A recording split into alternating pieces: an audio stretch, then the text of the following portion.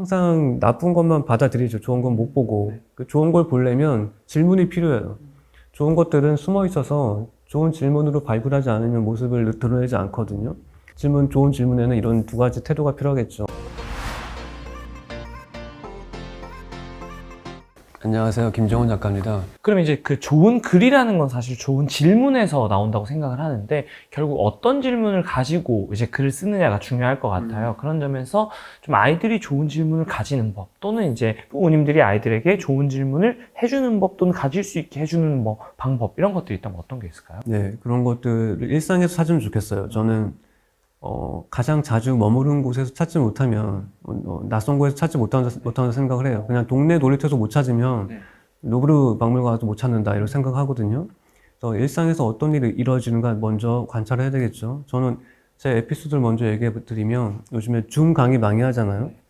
줌 강의를 많이 하는데, 저는 줌 강의 시작 10분 전에 항상 커피를 만들어 놓고 끓여 놓고 이제 옆에 놓고 이제 시작을 하거든요. 준비를 하는데, 그날은 아침 10시 시작하는데 9시 50분에 딱 커피 놓고 모니터 열다가 툭 쳐서 커피가 쏟아졌어요. 네, 상상을 해보세요. 10분 전에. 대참사. 네, 대천사 났어요. 네. 그럼 기분이 어때요? 불안하죠. 불안하고 불길해요. 네. 이게 오늘 잘 안 되나? 네. 이런 생각이 든단 말이에요. 제가 강의 딱 시작했어요. 어차피 치워야 될 거 다 치웠어요. 열심히 웃으면서 치웠어요. 치우고 난 다음에 강의 시작하면서 인사말로 활용했어요. 어떻게 활용했냐면, 여러분 잠을 깨려면 어떻게 해야 되는지 아세요? 커피를 마셔야 되죠? 그보다 더 강력한 방법이 있어요. 커피를 쏟아버리면 돼요. 네. 모니터나 장판기에 쏟아버리면 바로 잠 깹니다.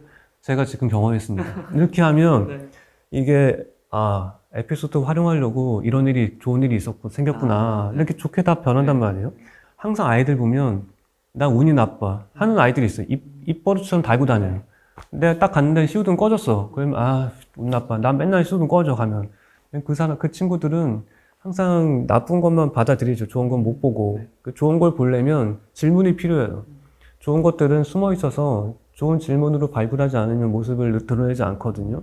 좋은 질문에는 이런 두 가지 태도가 필요하겠죠. 어떻게 하면 좋게 활용할 수 있고, 또 어떻게 하면 누군가한테 도움을 줄 수 있을까. 이 두 가지 태도를 가지고 질문하면 이 아이들이 일상에서 글 쓰는 영감을 발견해서, 이제 그거를, 좋은 영감을 발견하면 이제 어떻게 되냐면 쓸 수밖에 없어요. 쓸 수밖에 없는 영감을 발견을 못해서 못 쓰는 거지, 이거 정말 안 쓰고 못 배기겠어. 이런 끌어오르는. 것들. 맞아요. 저 막 집에 언덕에 있으면 언덕 뛰어 올라가서 글 쓴다니까요. 빨리 가서 글 쓰고 싶어서. 그걸 이제 마련해주지 못했을 뿐이지, 아이는 언제든지 뛰어 올라갈 준비를 마친 상태다. 그렇게 말씀드리고 싶어요. 그 끌어오르는 순간에는 뭐가 해도 글을 쓰고 싶거든요. 근데 아이들은 사실 반대로 생각하면 더더욱 그럴 것이다. 근데 다만 그걸 이제 그런 끌어오는 순간들을 좀 마련해주지 못하는 것, 결국 그것이 어떻게 보면 아이들이 글쓰기를 어려워하고 싫어하는 이유가 아닐까. 그러면 이제 처음 글을 쓰는 뭐 아이들, 특히 뭐 초등학생들이겠죠. 그런 아이들이 갖추면 좀 좋을 만한 일상에서 좀 글쓰기에 도움이 되는 습관, 이런 게 있다면 어떤 게 있을까요? 일단 매일 써야 된다. 매일 쓰려면 어떻게 해야 될까? 매일 아이가 자신의 하루를 한 줄로 압축해 써보기. 그건 쉽게 누구나 할 수 있잖아요. 한 줄로 압축하는 게 왜 중요하냐면, 그냥 쓴다는 의미로 중요한 게 아니고, 우리가 방탄소년단 다 좋아하시죠? 방탄소년단을 보면 되게 어록이 되게 많아요. 어록이 따로 있을 만큼 많은데, 어떤 게 하나 소개를 드리면, 인터뷰어가 이렇게 질문하는 거예요. 당신의 인기가 언제까지 지속될 것 같습니까? 이렇게 물어보면 뭐라고 답하시겠어요? 어려운 질문. 어렵죠? 네. 답할 겸손하면서도, 쉽지 않죠. 겸손하면서도 뭔가 다 보여줘야 되잖아요. 네. 근데 한 줄로 이렇게, 슈가가 이렇게 있어, 한 줄로. 저는 추락은 걱정되지만 착륙은 걱정하지 않는다. 이게 담겨 있잖아요. 나는 내려가는 거 걱정하지 않는다. 다만 추락하지 않고 서서히 내려가겠다. 이게 그냥 뭐 설명이 필요 없어요. 근데 그걸 듣고 이제 팬들이 그걸 좋아하는 거예요. 한 줄. 우리는 그 방탄소년단이나 철학가나 기업가의 성과가 아니고 그들이 말한 한 줄, 쓴 글로 이제 그 사람을 평가하는 거예요. 우리 아이들이 자신의 하루를 한 줄로 압축해야 되는 이유도 거기에 있어요. 내 하루를 한 줄로 압축해서 쓰면서 글쓰기 훈련도 할 수 있지만, 나라는 사람의 내면의 순간을 매일매일 기록하게 돼요. 그러면서 이제 자기 내면의 흐름을 스스로 이제 자각하게 될 수 있게 되겠죠. 그게 내면의 발전에 도움이 될 수도 있고, 글쓰기 성장에 당연히 동반 상승 효과가 있겠죠. 그 작가님 인스타그램 보면은 매일매일 그렇게 글을 네, 맞아요, 쓰시잖아요. 맞아요. 글 쓰실 때 뭐 어떤 루틴이나 이런 게 있으신가요? 주변 사람들 SNS 들어가요. 이 사람이 뭘 고민하고 있나. 그럼 내가 속으로 생각해요. 내가 해결해 줄게. 고민하는 게 뭐냐면 인간관계 때문에 죽겠다, 힘들다. 그러면 이제 제목을 써요. 인간관계에서 행복해지는 법. 그 사람이 고민을 해결해 주는 거잖아요. 이제 아이들도 마찬가지예요. 주제를 엉뚱한 데 살 필요 없어요. 뭐 옆에서 누가 고민하고 있을 때, 힘들 때 그걸 내가 해결해 줄게 하면서 그걸 제목을 써. 그리고 그 제목에 대한 내 생각 한 줄 쓰고, 그리고 그게 안 써지면 결론 먼저 날 힘들게 하는 사람은 버려버려. 이렇게 결론을 정했다면 그걸 먼저 쓰고 시작하는 거예요. 결론을 나중에 쓰려고 하니까 시작부터 과정이 보이지가 않아서 힘든 거죠. 작가님 말씀에 굉장히 공감하고 또 특히나 사실은 그 다른 사람 거를 이제 보고 어떻게 보면 작가님께서 스스로 질문을 찾아서 그거에 대한 답을 한다고 생각하고 글을 쓰는 건데 사실 진짜 부모님들이 그렇게 아이들이 나 이거에 답을 해보고 싶어 라는 생각이 들 만한 질문을 아이들 옆에서 계속 만들어줄 수 있다면 충분히 꾸준하게 글을 쓸 수 있겠다라는 생각이 드네요. 그러면 이제 책에 보니까 또 다양한 글쓰기 방법들을 소개를 해주셨는데 특히나 제가 또 인상 깊었던 거는 글쓰기와 관련해서 애들이 조금 뭐 만들 수 있는 노트, 평소에 좀 활용할 수 있는 뭐 스스로 만들 수 있는 노트 이런 것들 소개를 해주셨던 게 되게 좀 흥미로웠어요. 그래서 몇 가지 소개해 주신다면. 범주 나누는 걸 되게 중요하게 생각해요. 글쓰기에서. 이 책에서도 강조를 많이 했는데 근데 범주를 나눌 수 없어서 글을 못 쓰거든요. 범주가 뭐냐면 우리가 보통 냉장고, 자동차, 과일 세 가지를 주어지고 두 개 연결해 보라면 보통 이렇게 연결해요. 냉장고, 과일. 냉장고, 과일은 근데 범주가 아니고 관계죠. 범주는 냉장고, 뭐 기계. 기계로 범주를 나눌 수 있어요. 구조. 이제 냉장고, 자동차를 범주를 기계로 넣으면 이제 기계라는 범주를 통해서 다른 걸 또 이끌어 올 수 있어요. 확장할 수 있죠. 너도 기계구나. 일로 와. 범주를 만든다는 것은 과학적 사고의 시작일 수도 있고 세상을 바라보는데 하나의 세계를 만드는 거예요. 기계의 시각으로 보는 거니까. 기계의 시각으로 우리가 항상 타인의 시선으로 봐야지 우리가 뭔가를 볼 수 있다고 생각하잖아요. 근데 범주를 나누지 못하는 그 수준에서는 그걸 할 수가 없어요. 말만 그렇게 할 수 있지. 내가 기계가 되어 본다는 것은 기계라는 범주를 하나 만들 수 있어야 가능한 것이에요. 만들고 세상에 존재하는 기계들 생각하는 걸 다 모아놓고 이제 거기에서 이제 시각이 탄생해서 이제 글을 이제 쓰기 시작하는 거죠. 근데 그게 하나가 있고 또 이제 하나가 뭐가 있냐면 그렇게 되려면 이제 단어를 이제 정의하는 것이 필요해요.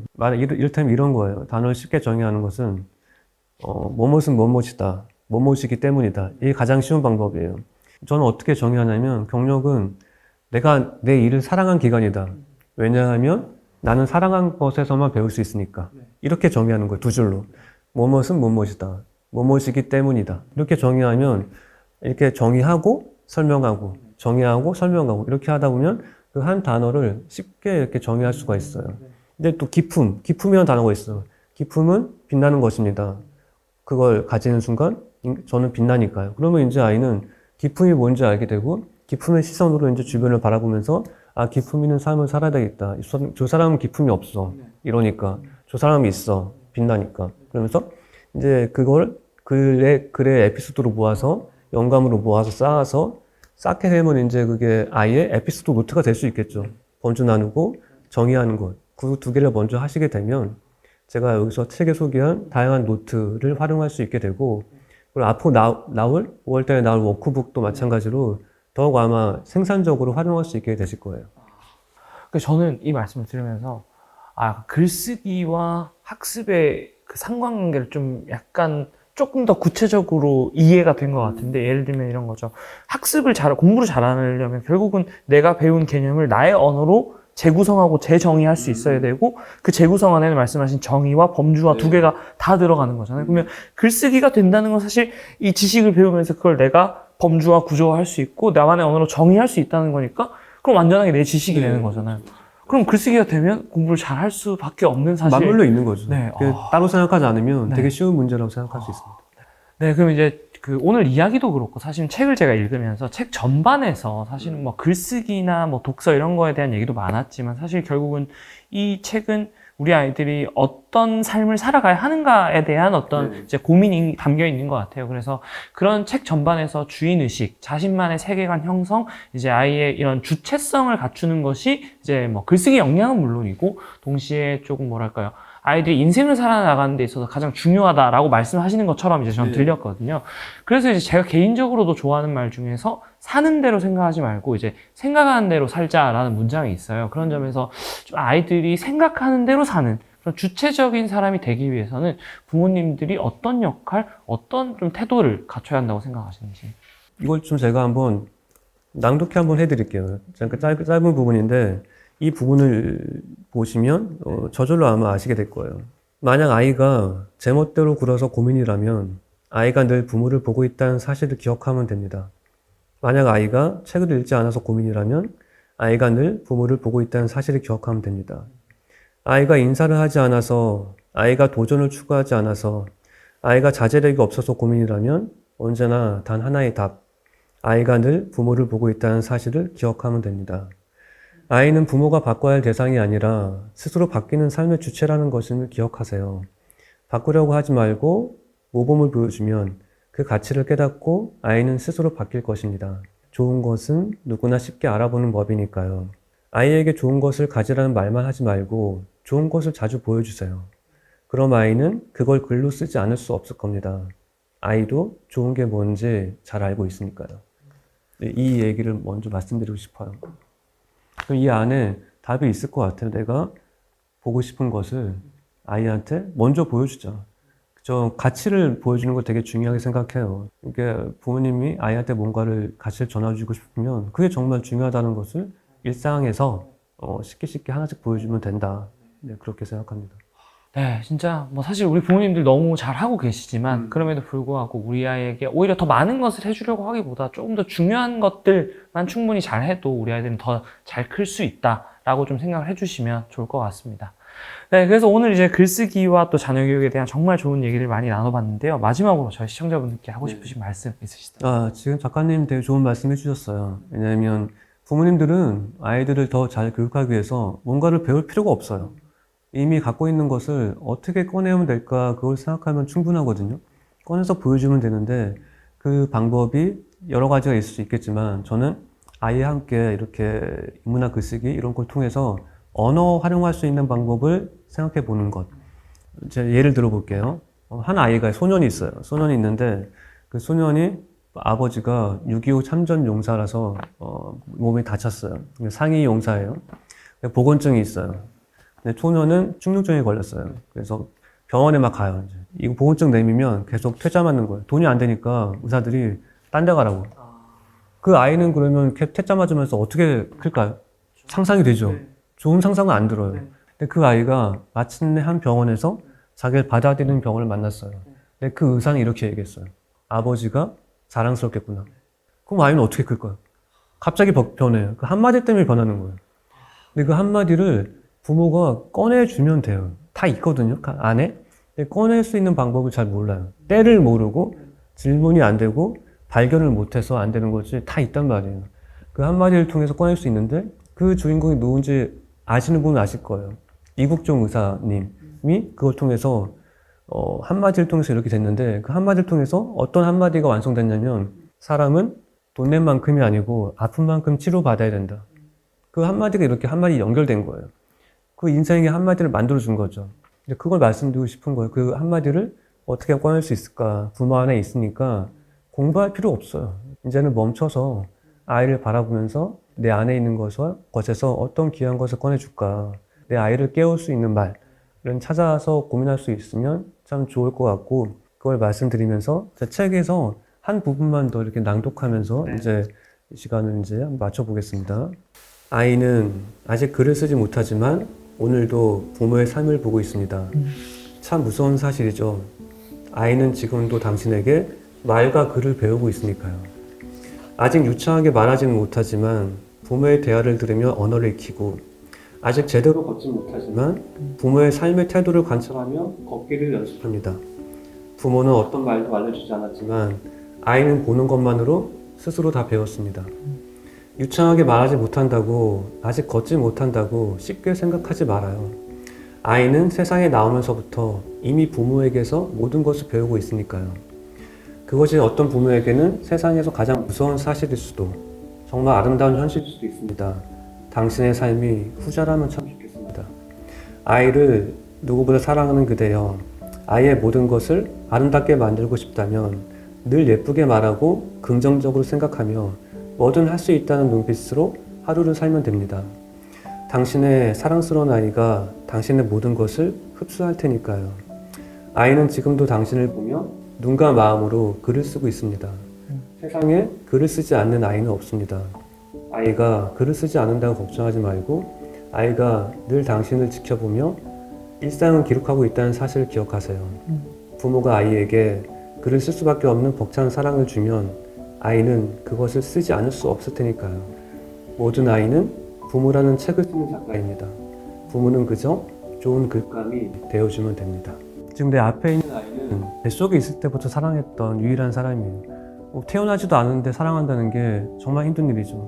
그 힘든 일을 해냈던 사람이니까 모든 어머님들은 정말 힘들고 시시때때로 분노가 있겠지만 가라앉히면서 내 안에 있는 것 중에서 가장 귀한 것을 꺼내서 준다는 생각으로 일상을 함께 보내고 즐기면 좋겠어요. 네, 그런 그 사랑과 마음을 전하면서 이 시간을 제가 했으면 좋겠습니다. 네, 오늘 정말 정말 좋은 얘기들을 많이 들었는데요. 저는 개인적으로 오늘 이 말씀 중에서 멈춤이라는 키워드가 가장 중요했던 것 같습니다. 정말 우리 아이들을 잘 키우시기 위해서 정말 열심히 달려가고 있지만 오늘 한 번쯤은 또 이 김정호 작가님의 말씀을 들으면서 한번 멈춰서 주변을 돌아보고 우리 아이를 한 번 더 다른 관점으로 돌아보고 그렇게 해서 우리 아이들이 더 멀리 오래 높이 갈 수 있는 시간으로 만들어 보시기를 바라겠습니다. 그럼 저희는 또 다음번에 좋은 컨텐츠로 찾아뵙도록 하고요. 지금까지 조 작가 김정원이었습니다. 감사합니다. 네, 감사합니다.